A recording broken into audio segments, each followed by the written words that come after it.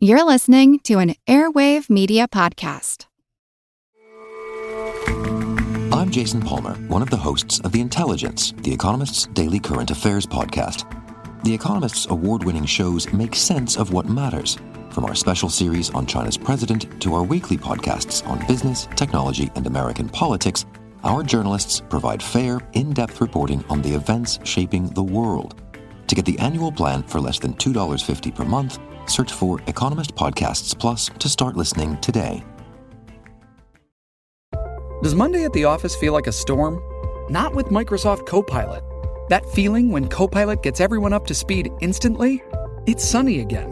When Copilot simplifies complex data so your teams can act, that sun's shining on a beach.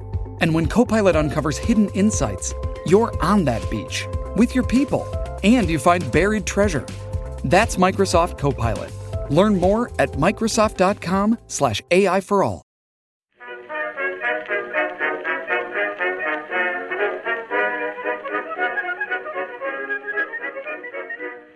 Hello everyone and welcome to History of the Second World War, Episode 50, The Second Sino-Japanese War, Part 1, Background.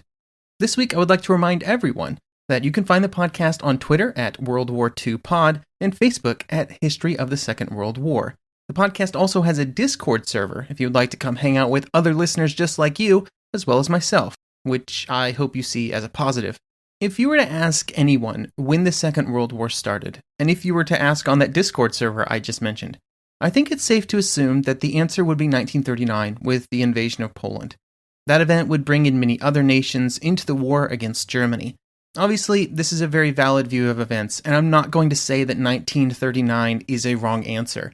But here in the introduction to this series on the Second Sino-Japanese War, I would like to present the case for why another possible answer revolves around events in China.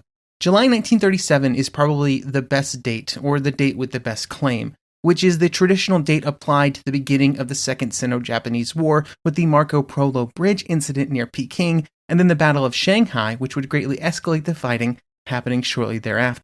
You might even be able to make the case that the date would be earlier, perhaps with the Manchurian incident, which occurred in 1931, and which will be discussed in this episode. However, I'm generally inclined to not consider that earlier date, mostly due to the lulls in the fighting which would occur in the intervening years, and the fact that for much of that time, China was in what could far more accurately be described as a civil war, rather than focusing on fighting with Japan.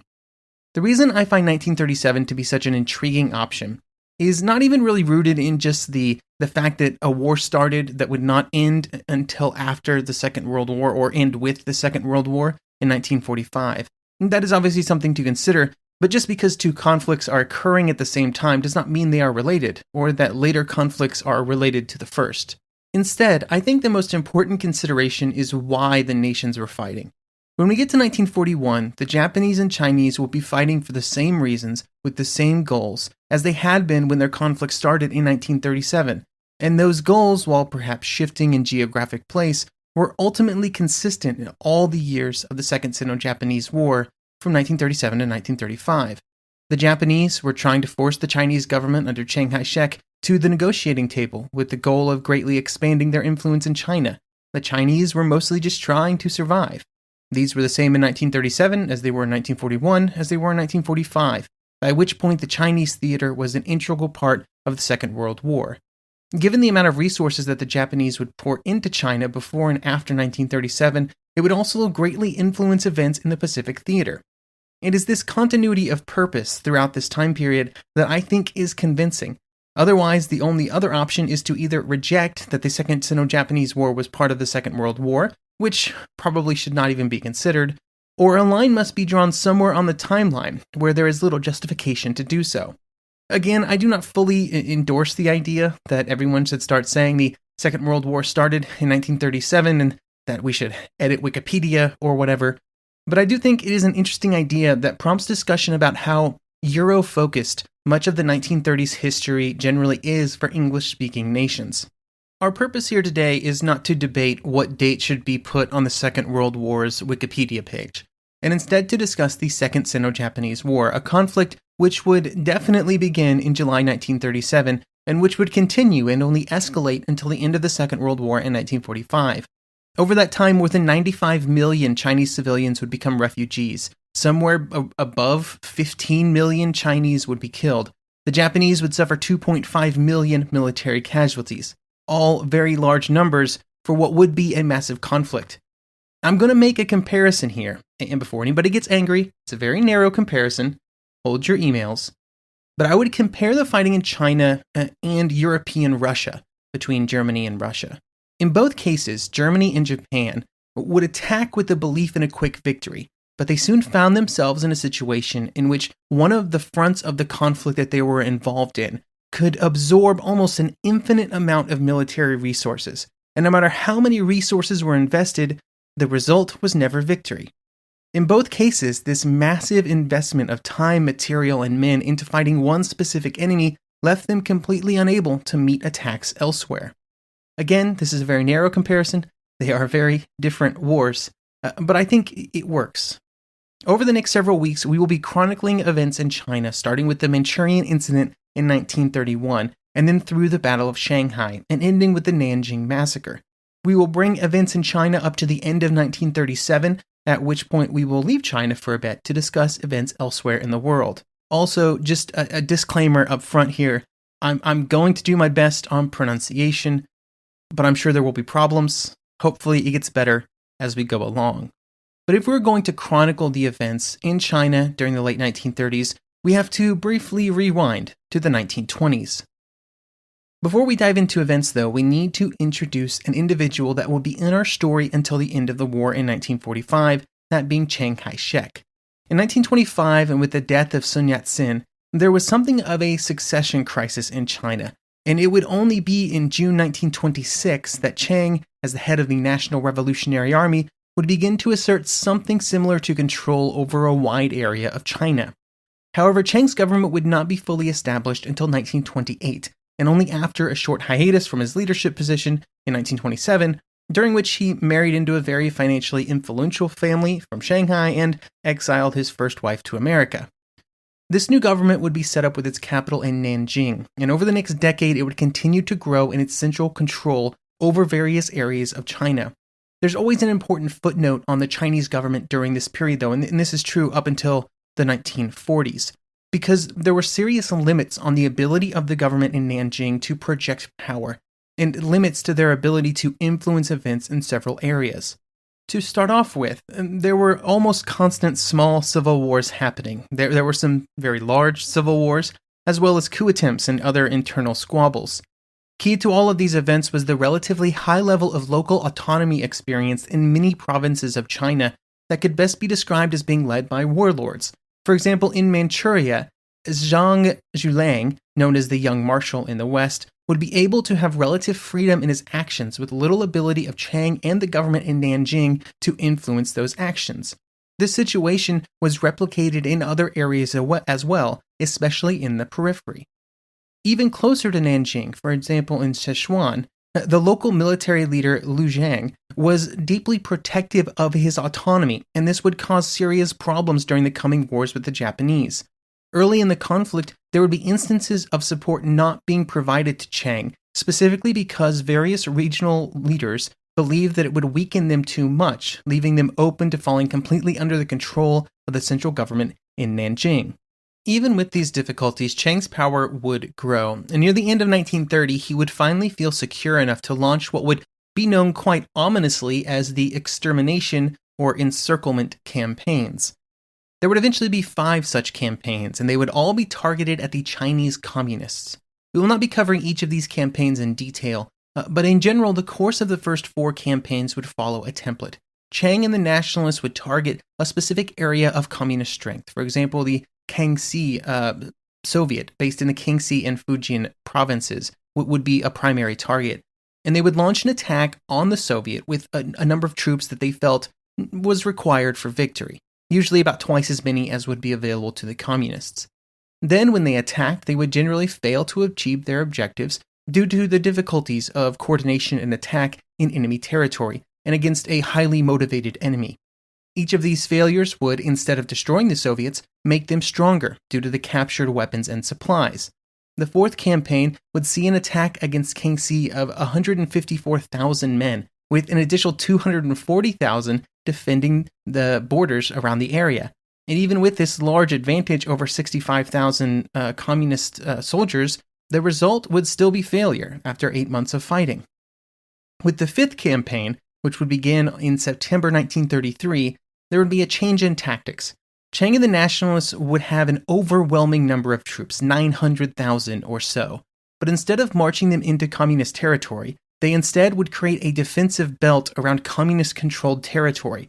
Then they blockaded any supplies from moving into the province, and those trapped within began to starve.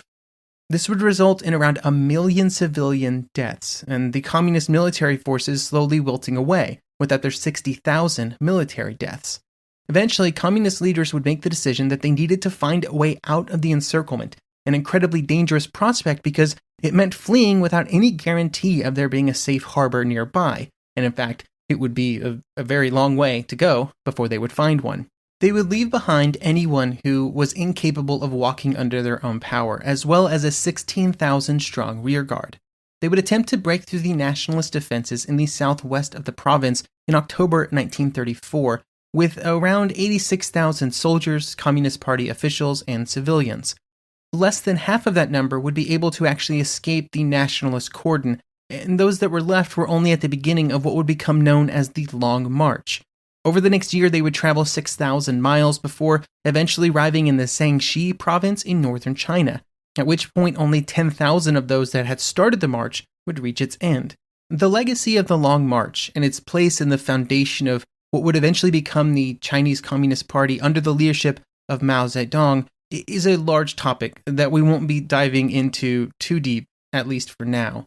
What is important is that even with all of this animosity, this violence, and obvious ideological differences between the nationalists and the communists, which would result in the deaths of literally millions of people, in 1937, they would still agree to work together in a united front against Japan.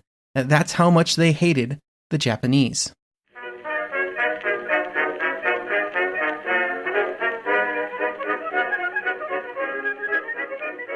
Some of us love history. Others used to or never did because history was presented as nothing but the rote memorization of names, dates, and facts. Basically, the story got left out, and that made history kind of suck. My name is Greg Jackson. I'm a university professor with a PhD in history, and bringing history to life is my passion. That's why I created my podcast, History That Doesn't Suck. I want to teach you everything you need to know about U.S. history, but I do so through stories. Let me tell you about George Washington begging his men not to mutiny against Congress, Clara Barton saving Union soldiers amid enemy fire, enslaved Frederick Douglass risking his life for liberty, and about so many other figures as their real experiences make industrialization, social movements, and even congressional debates and tax policy come to life. Subscribe to History That Doesn't Suck today, and join me, Professor Greg Jackson, every other week for a new episode, where I'd like to tell you a story. All you need is a few minutes to start your day off with something historic when you listen to the This Day in History podcast. Every day there's a new episode for you to listen and learn about what happened that day way back when. Today could be the day a famous mobster met their end, or the first milestone for humans in space. Who knows what history today holds? Find out when you listen and subscribe to This Day in History wherever you get your podcasts. That's This Day in History wherever you get your podcasts.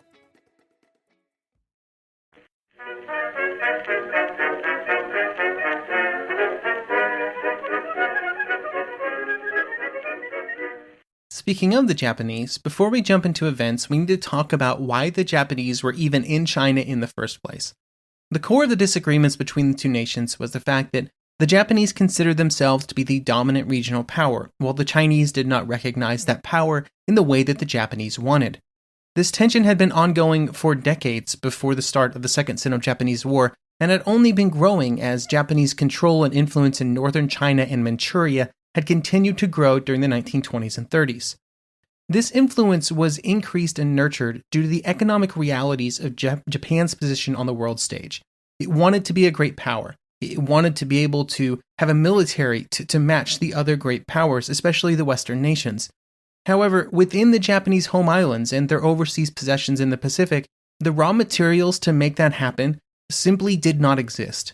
They were heavily dependent on imports from the United States, which would create a painful moment after the stock market crash in 1929, and then the United States and other nations suddenly erecting strong tariff barriers during the Great Depression, which greatly reduced international trade, including trade with Japan. This economic dependence on other nations increased the support within Japan in the military, the government, and the populace to pursue a more autarkic approach to economic policy, or a push to an economy where Japan enjoyed much greater overall control. This shift towards economic self-sufficiency did not result in a reduction in the goals for a large and powerful military, and Japan simply did not have access to the raw materials to make those military goals a reality. They didn't have the coal, the iron, the oil, or a whole list of other resources, and so they looked around them to find ways to secure those supplies. In northern China, and more specifically in Manchuria, they found an opportunity. During the 1920s, they would invest heavily in Manchuria, with Japanese businesses and investments skyrocketing as a way to try and utilize the resources available in the region. In many ways, they began to treat Manchuria as a colony. In the grand Western imperialist tradition, they expected that their investments and their control of the region would grow, and they would see the appropriate payoff. When this did not occur, they increased military pressure in Manchuria, and this increased tension with local leaders. This then came into collision with the growing belief among the Chinese leadership that they had to start pushing back harder against foreign intervention and control in China, a foreign intervention that had been quite harmful to China for over a century. A key moment in this disagreement is when the Chinese government in the south attempted to nationalize all of the silver in China. Silver at this time being the currency used in China, or the basis for the currency used in China.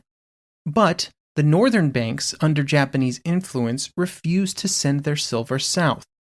These kinds of disagreements between the Japanese-controlled north and the Chinese officials in the south would increase tensions. And beyond the economic sphere, there was also serious influence by Japanese military officers in Japanese actions on the mainland or in China. The Japanese military, and specifically the army, when it came to China, favored a very aggressive policy. They felt that their position as a great power justified the use of force to assert their position within China, and they used the actions of Western great powers as justification. Other nations with imperial holdings had been waging wars against those holdings to maintain control for basically the entire span of human history, and the Japanese claimed that they were simply doing the same thing.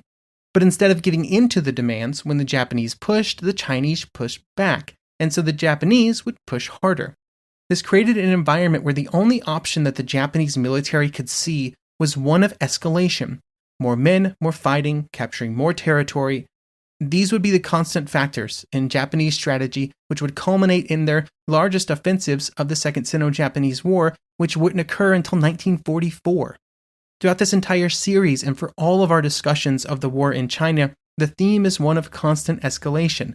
What began as economic expansion as a way of financing and supporting Japanese rearmament and military expansion became a military campaign that seemed to have an almost infinite ability to absorb and destroy those same military resources.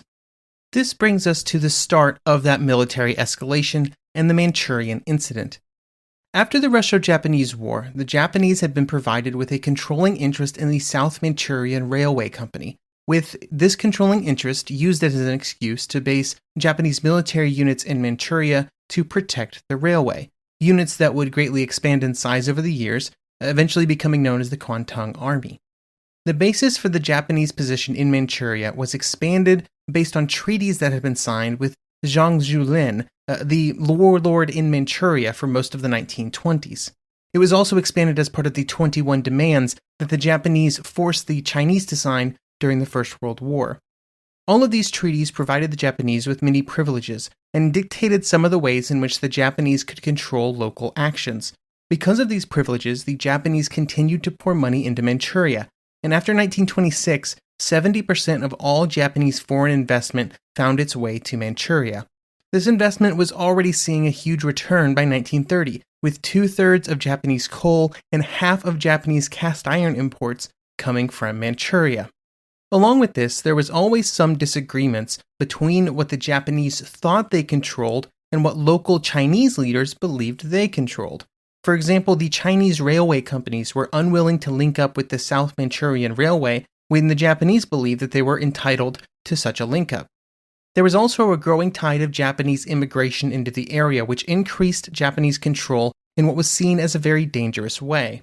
These tensions would boil over in 1931 with the Manchurian Incident, an incident in no small part instigated by the Japanese themselves. Local Japanese military leaders and the leaders back in Tokyo never really agreed on the best course of action in Manchuria. The local military leaders wanted to take a far more firm hand with the local Chinese, with leaders in Tokyo being very concerned about such actions resulting in a Western response or an international response. To try and create the scenario where military force was warranted, the Japanese military during June 1931 would begin a series of provocations with the explicit intention of escalating relations with the Chinese to the point of open conflict. These escalations included actions like using police violence against Chinese peasants who were squabbling with Korean peasants in the area over irrigation rights. At the same time in China, a growing resentment towards the Japanese control resulted in several boycotts of Japanese goods.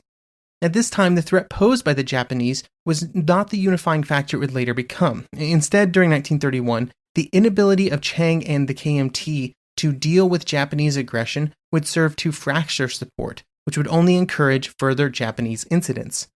All of these problems, provocations, and disagreements would result in the full-scale invasion of Manchuria by the Japanese army in September 1931.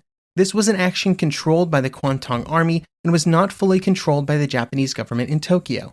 In fact, months later, the Japanese cabinet would fall over the fact that it could not get the army to conform with its wishes for China. After the invasion, the Chinese government would officially appeal to the League of Nations for help. You may remember this event from our earlier episodes on the League of Nations.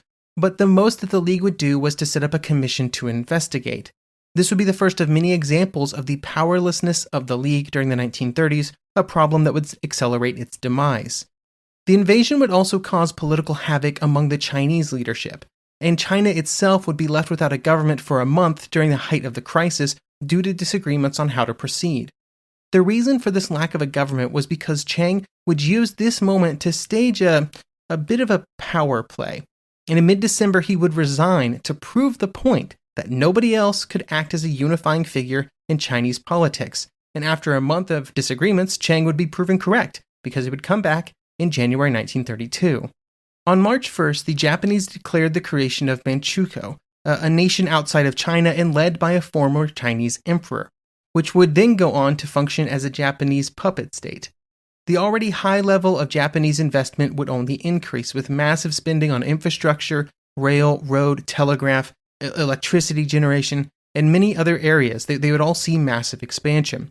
This was followed by investments in industry and mining, with the hopes of using Manchukuo as a base for the continuing growth of the Japanese military. Eventually, it would become the most industrialized area in all of Eastern Asia outside of the Japanese home islands. The loss of Manchuria caused the Chinese government to further harden its resolve to stand up to the Japanese, although it would be some time before that resolve would result in open conflict. This would be the point where the National Defense Planning Council for China was established to first determine the state of the Chinese military and then to put in place programs that would eventually result in the Chinese troops that would be so important to the fighting in 1937. Before we end today, let's take a brief moment to look at the international response to the events in China outside of the League of Nations. Much of the Japanese government's hesitancy to commit to expansion in China was based on concerns about an international response, a response that would not really end up happening. Both the League of Nations and other interested Western nations did not really do anything after the invasion and establishment of Manchukuo. In fact, relations with some nations like Great Britain would only get better in the early 1930s. The British would start discussions for proposing a non-aggression pact with Japan, essentially ceding all territory north of the Great Wall to China in exchange for guarantees of Chinese territory to the south. This agreement would not happen due to various political developments, but it was seriously discussed at a time after the establishment of Manchukuo.